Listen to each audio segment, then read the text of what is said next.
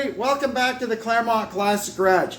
Today we're going to dig into this old Ramsey winch and see if we can get it cleaned up and freed up a little bit. If you recall, we got this at the auction. We've tested it already. The motor works, it goes out, it goes in.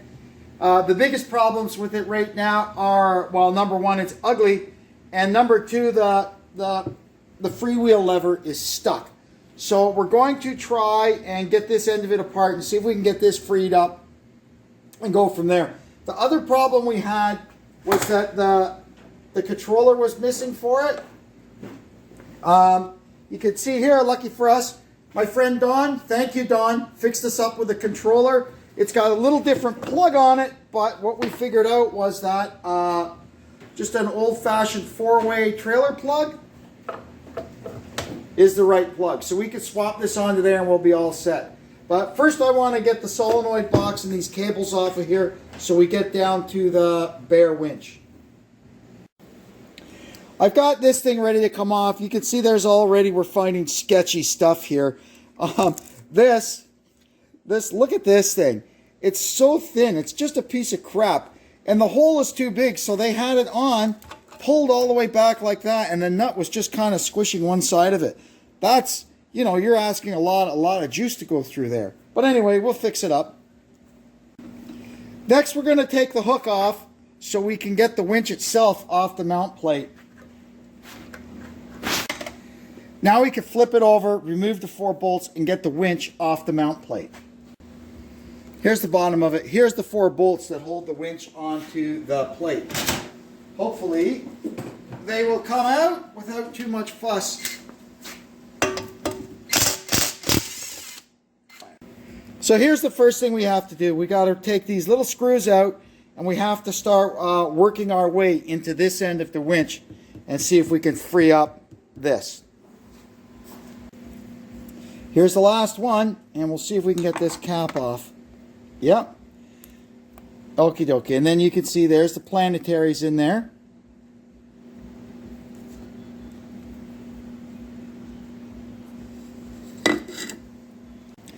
So now the planetary set should come out, or at least the top of it. There's probably another one in there. I would imagine it's a, yeah, it's a couple of planetaries in series. There we go. And somewhere down, oh, there's another one. It's a triple planetary. Look at that, would you?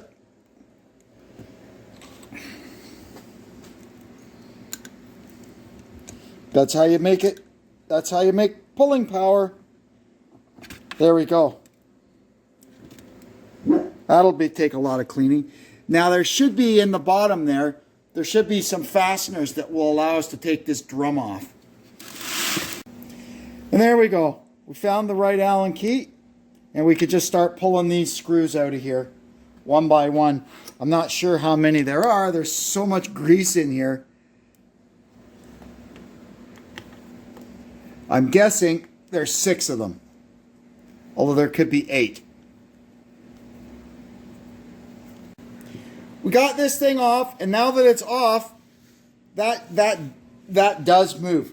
So we're just going to give everything a good cleaning, and we should be able to put it back together. There are a couple of little springs in here that push on this. We'll have to, it kind of all fell apart on me. But that's okay, we'll figure out how it all goes back together and get it fixed up.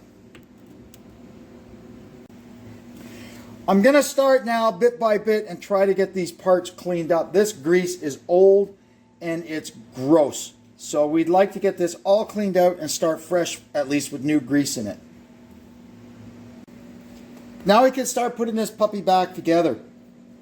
First thing we're going to go in is the lock lever, and we'll call this the dog. Now, first thing you'll see when we took this out, a part of this was busted off. You can see it there. What this is you'll see there's a groove around there, and this fits in the groove. That is the seal. that keeps the weather, water, and everything out of the gear case. It's like a labyrinth seal. So you can buy these parts still from Ramsey. This piece is $22 or something. And then they've changed this. It's got a little bit longer lever on it, and you have to buy the lever too to go with it, or the knob. But for now, what I've done is all I did was at the bottom here, I've drilled a tiny little drain hole. So if any water does get into this channel, it should just run around and come out the bottom. Now, before you put this in, you can orient this way anything you want. You can put it so that your lock is up here. What this does is it engages this, we should call this the clutch, pardon me. This engages and disengages the winch. I'll show you how it works once it's together. So you could put it over here, you could put it over there. It doesn't really matter. We're going to put it for now right on the top. We start by putting these here springs in.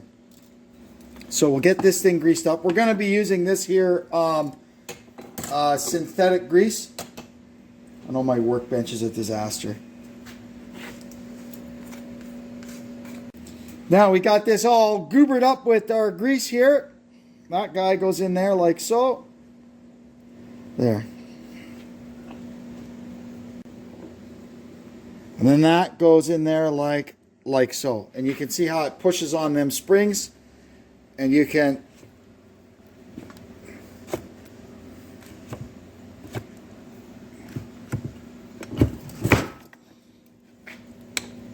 so with this pulled up back like this, the winch is the clutch is turned on, and when you push it like that, you can see how it pushes that gear back.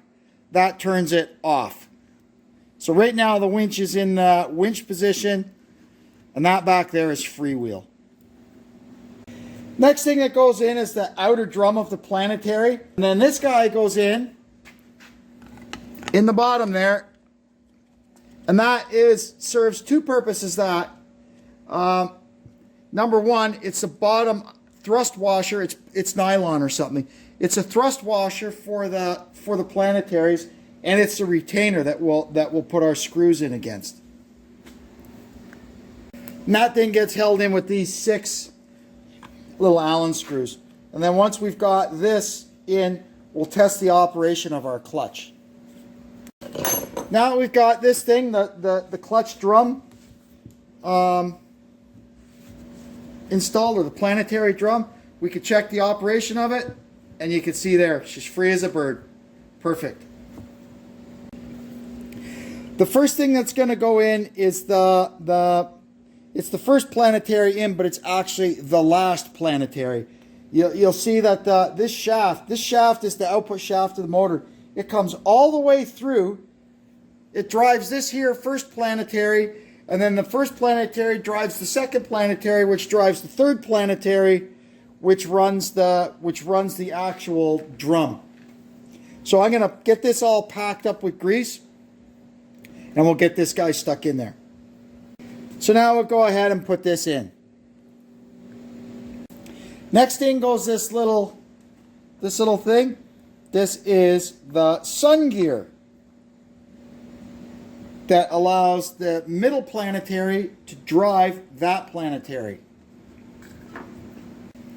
There's a small thrust washer that goes in between the first and second planetary. We've put that in. And now this little bushing goes over the shaft there, like that. And then the first planetary goes in, and it's going to go in that way with one of our thrust washers on the back of it.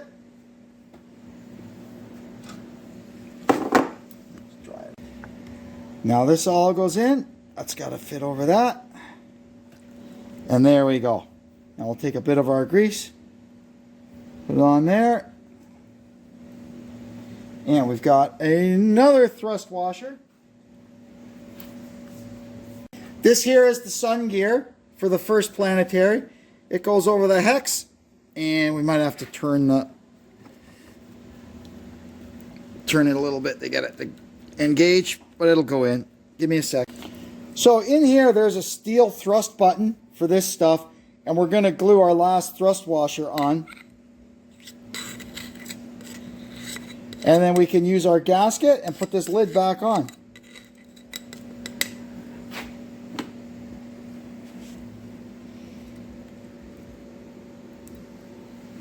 Just like that.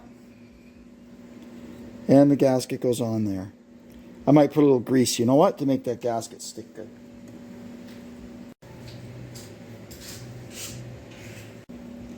So here's our last step. We can put our lid on. Grab one of our tiny little screws here. And on it goes. Now that we've got our winch fixed up, I've gone ahead and hung a bumper from it's just a junkyard bumper on the front of it to try and gauge how much room we've got. I mean, we have nothing in here. That's why the Power Wagon with the winch only came with the gas engine, because you haven't got this intercooler and the AC condenser in the way. You can see here till the very front edge of the bumper, we've got to there, to the AC condenser, we've got 6 inches. That's not a lot of room. Only 5 on the top half. And we can see here for our winch we need about 6 inches, and I would say probably with an inch of space behind and in front of it. So that really what we need for this is 8 inches. You know, and about, this is hard with only one hand, about 24 inches long, because the motor sticks out more on this end. So we have a few options. One thing I did is I was at the boneyard and I cut the frame horns off a scrap truck so that we could make a pair of little extensions for our frame horns and move the bumper out just a couple of inches. That's what they used to do on the old Bush fire trucks, you know, and they'd put the pumps and the winches and everything in behind the bumper and then put the bumper on in front of it. Now on some of those they were extending the frame 10 or 12 inches out the front of the truck. We don't have to go that crazy. Just a couple of inches may be all we need. I'm going to fiddle around with it anyway. I'm going to mock it up on the floor, and we'll go from there. One way I could do it would be to take a nip out of here, and the same out of the upper lip here, possibly, and get the winch pushed forward into the front of the bottom half of the bumper. That would make it kind of low. I would like it if the bottom of it was around this level and it kind of sat up here. So what we're going to do just for now, this is just purely for experimental purposes. I'm going to saw this upper part of the bumper right out, and we're going to goof around with the bottom half here and see if we can get a bit of a plate in there. This, if you could draw an imaginary line across, or I may put a string across from this point to this point, that is basically the front of this. It's very, very tight in here. But hey, we've got nothing to lose. We've got a bunch of stuff from the junkyard, so we're going to fool around and see if we can make something work. I think I may be able to get this done without extending the frame. Or if I have to, maybe extending the frame only a couple of inches. Time will tell. Right now, I'm going to get this bumper attached to the frame and see how it all kind of jives. Our winch mount is coming along. Bit by bit, we're getting there. I've made now the faceplate for it and made the hole for the fair lead. We're going to go with a Haas fair lead rather than a roller. Now I'm going to start building this back to here. I keep picking away at it. The latest thing I've done now is I've got this trimmed down, and I trimmed out the ends of our angle here so you can get up and get a loop around the tongue or whatever you want to call it on this tow hook. So we had to give just a little relief there. That's still plenty strong.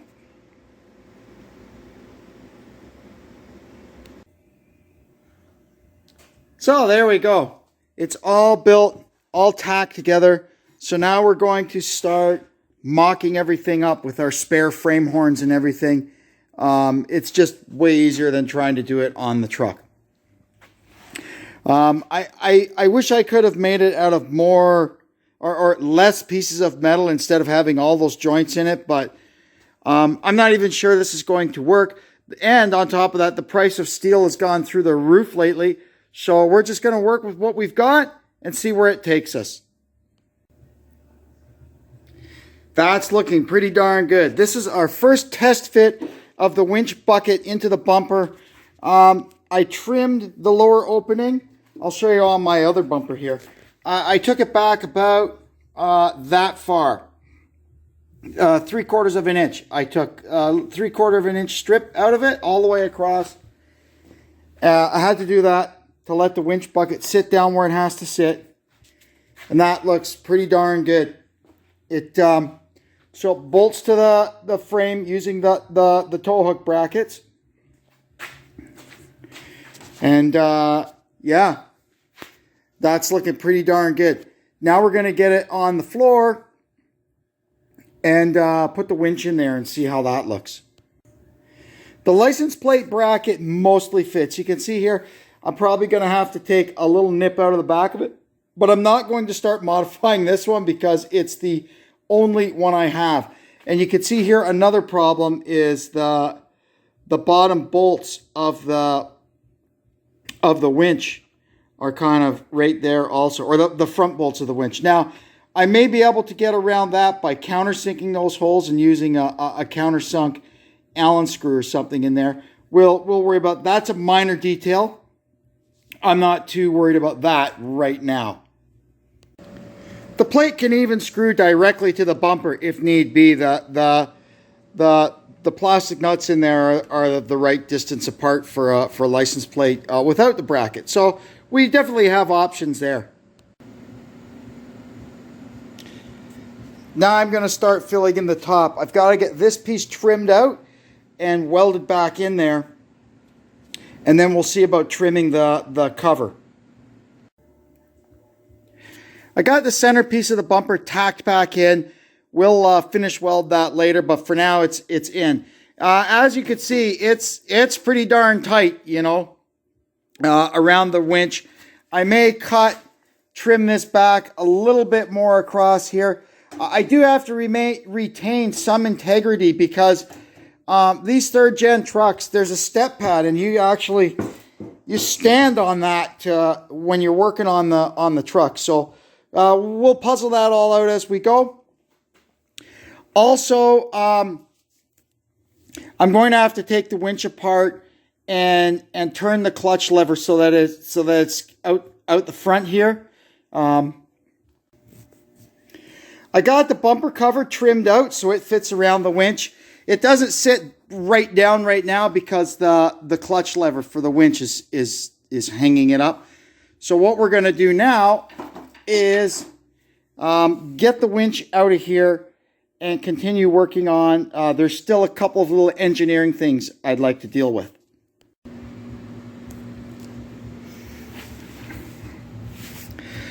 I was hoping that with this thing tacked in here, I'd be able to jiggle this assembly out. But that's not happening. So what I'm going to have to do, that's why I only tacked it. I didn't completely weld it. So I'm going to cut these tacks. We're going to have to tab this and make this a bolt-in piece. We'll do that, and we'll see where we go from there. That's that step completed. I've gone ahead and tabbed this. And so now our centerpiece is bolt in, bolt out. And the test fit shows our cover fits nicely.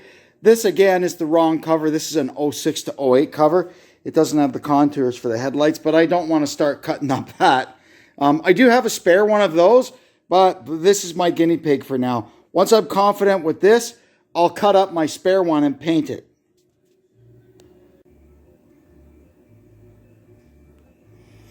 And there we are, kind of back where we started. Fits quite nicely. Now I'm going to tackle the next engineering hurdle. There's the next step completed. I wanted to get the bucket tied to the face bar, and that's how I've done it. I found these old brackets in a bucket of junk, and they seem to be perfect for the job. So that's that done. Like I said, I'll deal with the license plate holder later. But for now, we're doing great. Now I've got the air dam just kind of stuck on there, and the license plate holder sort of installed temporary like, and we're going to move on to the next step. Well, I think I'm going to wrap it up now. This project has gotten a little intense, and I think I'm going to split it into 2 videos, a beginning and an end. Anyway, thanks for tuning in. Hope you'll come and see us again. And until then, this is Kevin saying so long from the Claremont Classic Garage.